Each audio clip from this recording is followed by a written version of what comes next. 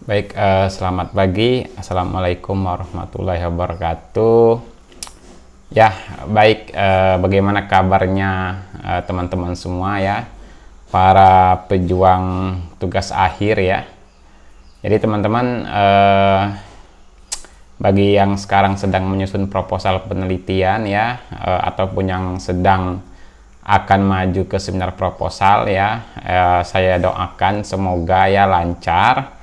Dan apabila teman-teman kebingungan ya seperti apa melakukan olah datanya, itu teman-teman bisa ya menonton ya tutorial-tutorial yang ada di YouTube saya. Nah, di video kali ini ya kita akan membahas mengenai ukuran keruncingan atau kurtosis. Nah, seperti apa, kita langsung saja ke materinya ya. Nah, teman-teman, di video kali ini kita akan membahas mengenai ukuran keruncingan atau yang disebut dengan kurtosis ya. Nah, jadi ukuran keruncingan atau kurtosis itu sendiri merupakan ya ukuran dari sebuah frekuensi data yang kemudian dapat menggambarkan data itu dalam tiga bentuk atau tiga kelompok, yaitu leptokurtik, platikurtik, dan mesokurtik ya. Nah, jadi yang A ini adalah mesokurtik, yang B ini adalah leptokurtik yang dia agak runcing gitu ya. Kemudian yang platikurtik ini dia terlalu landai. Nah, jadi berdasarkan teori dari kurtosis ini, bahwasannya data yang dianggap normal itu apabila data itu memiliki koefisien kurtosis itu sama dengan 0 ya. Jadi dia bentuknya itu seperti yang A ini ya. Jadi dia tidak terlalu landai dan juga tidak terlalu runcing. Sedangkan leptokurtik dan platikurtik ini ya, itu dikelompokkan atau termasuk data yang tidak normal atau tidak berdistribusi normal. Jadi kalau kita ingin menentukan distribusi data kita normal atau tidak, selain kita menggunakan uji misalnya Lilliefors, kemudian ada lagi uji Shapiro-Wilk, Kolmogorov-Smirnov, dan kita juga bisa menguji dengan hitungan kurtosis ini. Dan kalau memang kita punya waktu, kita juga bisa membandingkan, benar nggak kalau data kita itu normal, kita hitung, kita cek ya, keruncingannya dengan kurtosis itu dia bentuknya bisa mesokurtik. Nah, ini bisa kita coba gitu ya. Tapi kita pahami dulu teorinya ini ya. Nah, jadi ya untuk menentukan tingkat keruncingannya tadi, itu kita harus menghitung namanya koefisien keruncingan atau koefisien kurtosis. Yang rumusnya adalah A4 itu sama dengan sigma XI min X bar dipangkatkan 4 dibagi N dikali S pangkat 4. Nah, jadi kalau di sini kan K ya. Nah, kalau di rumus ini itu A4. Jadi kalau A4 ini saya ganti dengan K nggak apa-apa. Ini artinya adalah koefisien kurtosis ya. Jadi kalau koefisien kurtosisnya itu sama dengan 3, maka kurva berbentuk mesokurtik. Nah, ini. Jadi ini berbentuk mesokurtik ya. Kalau kurang dari 3, maka platikurtik. Jadi kalau kurang dari 3 itu platikurtik. Kalau lebih dari 3 itu leptokurtik. Ya, lebih dari 3 ini leptokurtik ya. Nah, ini ya. Nah, kita bisa cek ya, data kita itu dia seperti apa ya kurtosisnya, apakah mesokurtik, apa platikurtik, apa leptokurtik. Yang kita inginkan adalah dia mesokurtik ya, yang berarti data itu berdistribusi normal. Nah, kita lihat contoh ya. Ini contoh, diperoleh data hasil perhitungan kemampuan berpikir kritis siswa pada mata pelajaran matematika, yakni 60, 62, 70, 70, 75, 80, 80, 83, dan 90.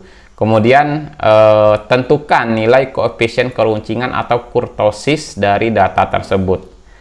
Jadi kita bikin tabel saja ya. Jadi di sini ada 9 data. kemudian kita bikin X ya, X itu artinya adalah data, kemudian kita bikin X kuadrat gitu ya.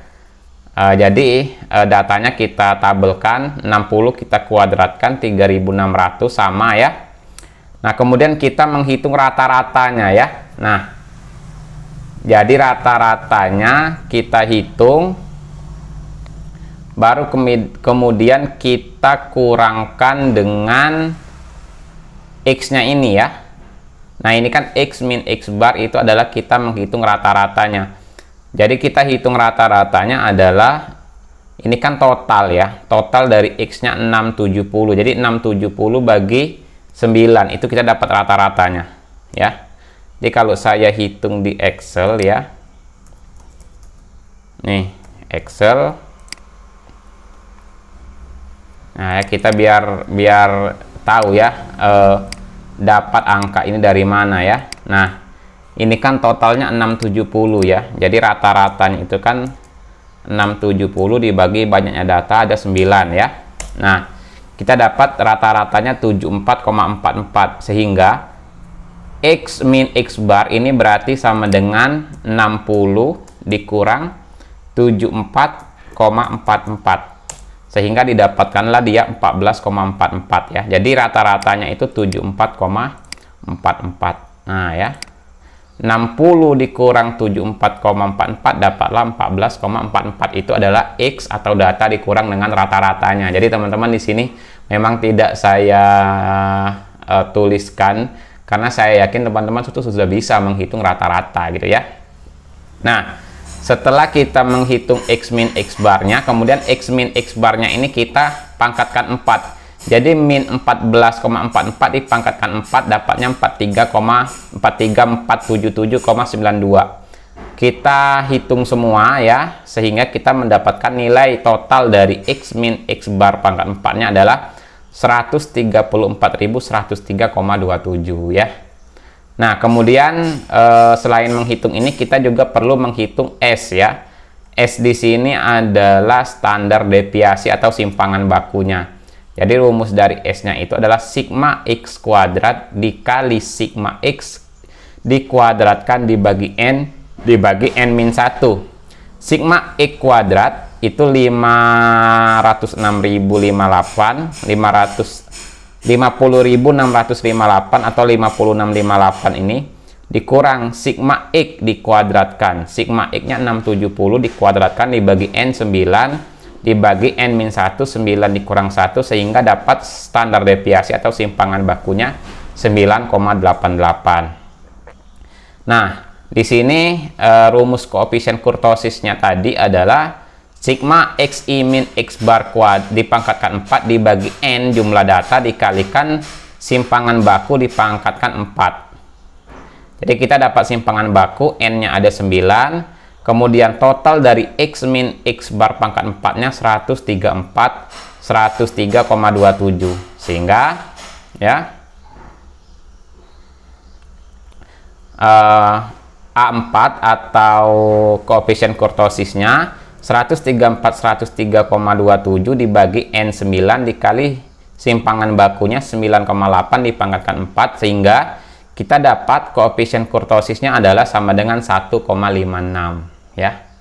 Nah, jadi kalau kita kembalikan ke kesimpulannya ya, 1,56 itu dia kurang dari 3 ya. Jadi dia kurang dari 3, sehingga dia berbentuk platykurtik ya. Jadi datanya itu berbentuk platykurtik ya. Kalau berbentuk platykurtik berarti yang ini yang C, datanya tidak normal ya. Sehingga di sini dijelaskan datanya mendekati normal. Jadi mendekati normal, tapi sebenarnya datanya itu tidak berdistribusi normal. Jadi teman-teman ya, atau Bapak Ibu dosen yang mengajar statistika, jadi coba terapkan ya metode ini untuk kita melakukan atau menghitung uji normalitas. Dan kita bandingkan dengan metode lain seperti Lilliefors, Shapiro-Wilk ya, Kolmogorov-Smirnov gitu ya, apakah hasilnya sama gitu. Jadi kalau memang hasilnya sama ya dan sesuai ya dengan metode-metode yang umum digunakan, jadi untuk menghitung uji normalitas itu kita bisa menggunakan teknik perhitungan keruncingan atau kurtosis ini ya teman-teman ya. Oke, teman-teman, mungkin itu ya di video kali ini ya. Mohon maaf jika banyak salah. Dan teman-teman terus support channel Dunia Statistika dengan cara like, komen, dan subscribe ya. Karena like, komen, dan subscribe teman-teman ini akan memotivasi saya untuk kita menggali lebih dalam lagi ya. Kira-kira informasi-informasi apa, materi-materi apa yang bisa kita kupas di channel Dunia Statistika ini. Oke, demikian untuk video kali ini. Terima kasih dan wassalamualaikum warahmatullahi wabarakatuh.